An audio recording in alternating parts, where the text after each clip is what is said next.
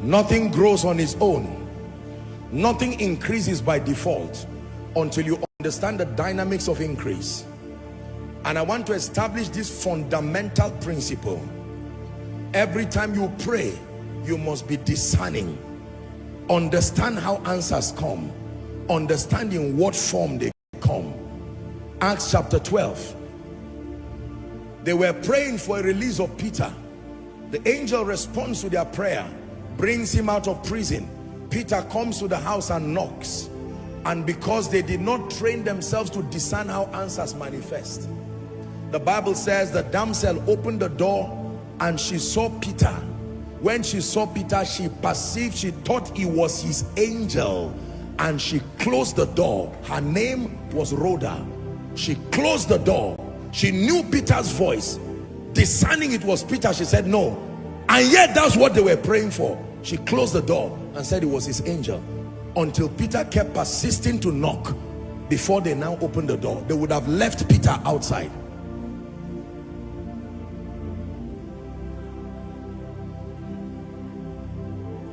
Can I tell you this? Look at me. There are many people, unfortunately, in our world who are involved in divination and occult. Because of that negative spiritual affiliation, they can see things beyond the realm of the flesh. So here's what somebody can say. You are a poor man, and he says, you know what? To solve your financial problem, you see this lady from this family? Marry this lady. You are not marrying a person. You are marrying an altar. You are marrying a... This is somebody diabolical, and he will tell you this is the key. Another person will say, you know what? In your family, you are not very smart. But let me tell you what to do. Become friends with that young lady you are seeing. We have used divination to assess where she's coming from. That there is a grace in our family. They don't struggle for anything. Make him your friend. So their connection, and I'm talking of unbelievers even in our world, their connection is not emotional. It's based on the report card of the content of people's spirit man. Did you hear what I just said? This is the same thing that happens, with all due respect, even in politics.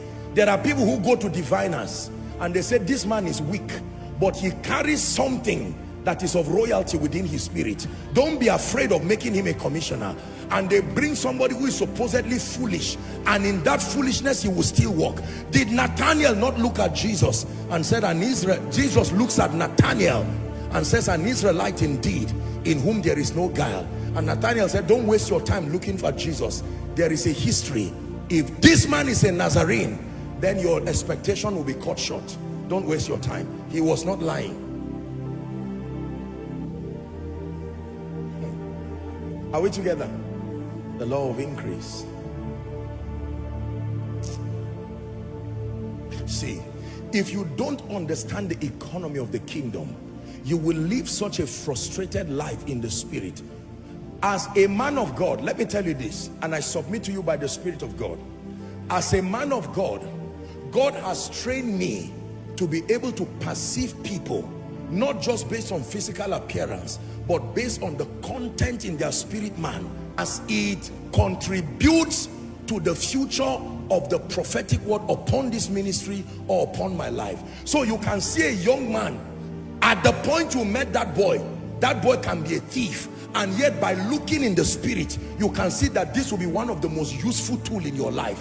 As a leader, you need this faculty of discernment. If not, you will drive good people in your life and leave demons in your life who are dressing well.